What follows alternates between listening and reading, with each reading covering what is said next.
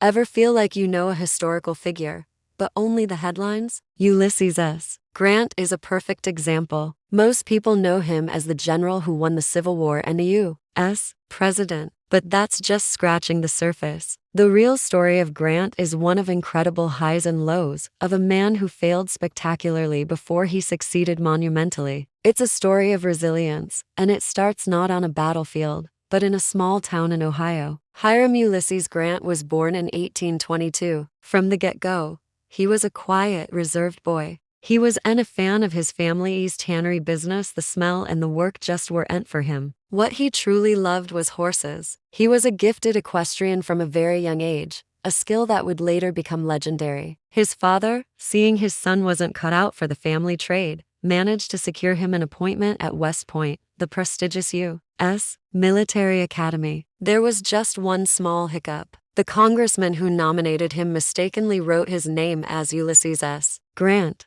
The young Grant tried to correct the error, but the bureaucracy was too much. He eventually just accepted the new name, figuring the S could stand for his mother's maiden name, Simpson. And so, Hiram became Ulysses. At West Point, he was a solid if unremarkable student. He excelled in mathematics and, of course, anything to do with horsemanship. But he wasn't top of his class and had no grand ambitions for a lifelong military career. He just wanted to serve his term and maybe become a math professor. After graduating, Grant was sent to serve in the Mexican-American War. This was his first taste of real combat, and he saw it up close. He served under two of America's top generals at the time, Zachary Taylor and Winfield Scott. He watched them, learned from them, and distinguished himself for his bravery. But he also developed a deep distaste for the war, viewing it as an unjust land grab. This experience shaped his view of warfare and politics for the rest of his life. After the war, Grant's life took a downward turn. He was stationed at lonely, remote outposts far from his beloved wife, Julia, and their growing family. He was miserable. He tried his hand at various business ventures to supplement his army pay, but they all failed. He was just not a good businessman. Plagued by loneliness and financial troubles, he began to drink heavily. Eventually, facing a choice between being court-martialed or resigning his commission, he chose to leave the army in 1854. The next 7 years were arguably the toughest of his life. He returned to his family, a civilian for the first time in his adult life. He tried farming on land given to him by his father-in-law, a venture he called hardscrabble. It lived up to its name. He failed at that, then failed at real estate, and even found himself selling firewood on the streets of St. Louis just to get by. By 1860, he was humbled, working as a clerk in his father's leather goods store in Galena, Illinois, under the supervision of his younger brothers. To the world, Ulysses S. Grant, the West Point graduate and war veteran, looked like a complete failure. But history had other plans. In 1861, the Civil War erupted. The Union needed experienced officers, and Grant, despite his past struggles, answered the call. He started by drilling volunteer regiments, but his quiet competence quickly got him noticed. He was soon promoted to brigadier general. This is where the man the world thought was a failure began to show his true genius. His strategy was simple, but brutally effective. Find the enemy and fight them relentlessly. While other Union generals were cautious, hesitant, and obsessed with grand maneuvers, Grant was all about action. His first major victories came in early 1862 at Fort Henry and Fort Donelson in Tennessee. When the Confederate commander at Donelson asked for terms of surrender, Grant's famous reply was, "No terms except an unconditional and immediate surrender can be accepted." The public loved it. Unconditional Surrender Grant, they called him, his initials U.S., finally standing for something powerful. But the path wasn't smooth. Just a couple of months later, at the Battle of Shiloh, his army was caught by surprise in a brutal Confederate attack. The first day was a disaster for the Union, with horrific casualties. Any other general might have retreated, but not Grant. That night, as the rain poured down on the wounded and dying, his subordinate General Sherman found him under a tree. Sherman remarked it had been a terrible day. Grant, taking a puff from his cigar, simply replied, "Yep, lick 'em tomorrow though," and he did. He organized a counterattack the next morning that drove the Confederates from the field. Shiloh was the bloodiest battle in American history up to that point, and it taught Grant a grim lesson. This war would only be won through total conquest. His next great triumph was the Vicksburg Campaign in 1863. Vicksburg was a Confederate fortress on the Mississippi River considered impregnable. For months,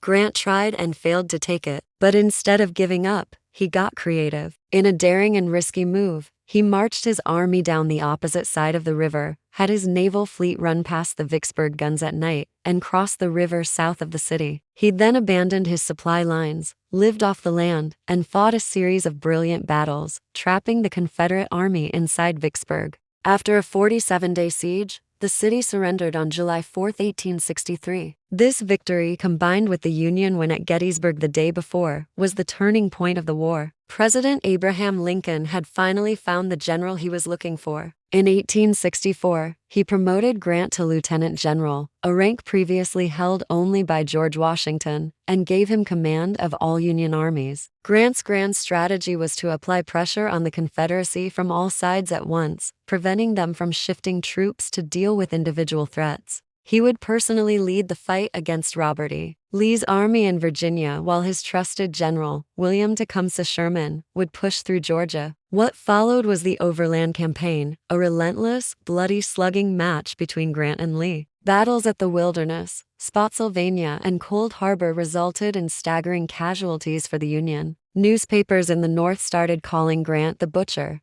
but Grant understood something crucial. Unlike Lee, he could replace his losses. He knew that as long as he kept grinding Lee's army down, victory was inevitable. He famously wrote to Lincoln, "I propose to fight it out on this line if it takes all summer." He pushed Lee back into a siege at Petersburg, and after 9 long months, Lee's army, starved and depleted, finally broke. On April 9, 1865, at Appomattox Courthouse, Robert E. Lee surrendered to Ulysses S. Grant. Grant's terms of surrender were incredibly generous. He allowed the Confederate soldiers to keep their horses and sidearms and simply go home. He ordered his men not to celebrate or taunt the defeated Southerners. He wanted to begin the process of healing the nation immediately. His focus wasn't on punishment, but on reconciliation. After the war, Grant was the biggest hero in the country. In 1868, he was easily elected as the 18th President of the United States. His presidency is often overshadowed by his military career, and it was certainly a mixed bag. On one hand, he was a fierce advocate for the rights of newly freed African Americans. He used federal power to crush the Ku Klux Klan and enforce the 15th Amendment, which guaranteed voting rights. He also worked to stabilize the post-war economy and reduce the national debt.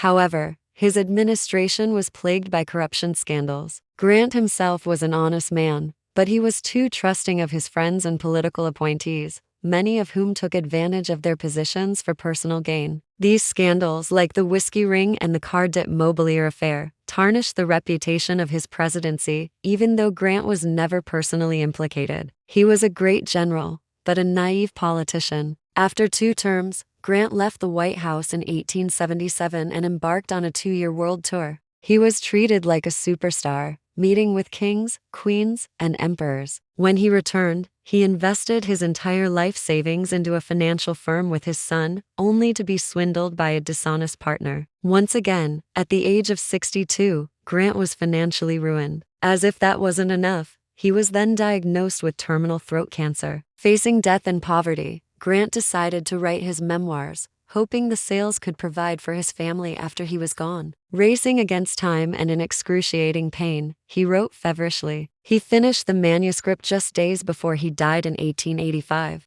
His personal memoirs of Ulysses S. Grant became an instant classic. Praised by Mark Twain as a masterpiece of literature, it was a massive commercial success, earning his family nearly $500,000 and securing their future. It was his final victory. The story of Ulysses S. Grant is a powerful lesson in perseverance. He was a man who failed in business, struggled with alcohol, and was considered a washed-up nobody in his late 30s. Yet, when his moment came, he rose to the occasion with a quiet determination and an unshakable will. He saved the Union, fought for civil rights, and in his final days, secured his family's future and his own legacy through the sheer power of his pen. He was a complex, flawed, but ultimately great American. Thanks for watching. If you found this story as fascinating as I do, please hit that like button and subscribe for more deep dives into history. See you next time.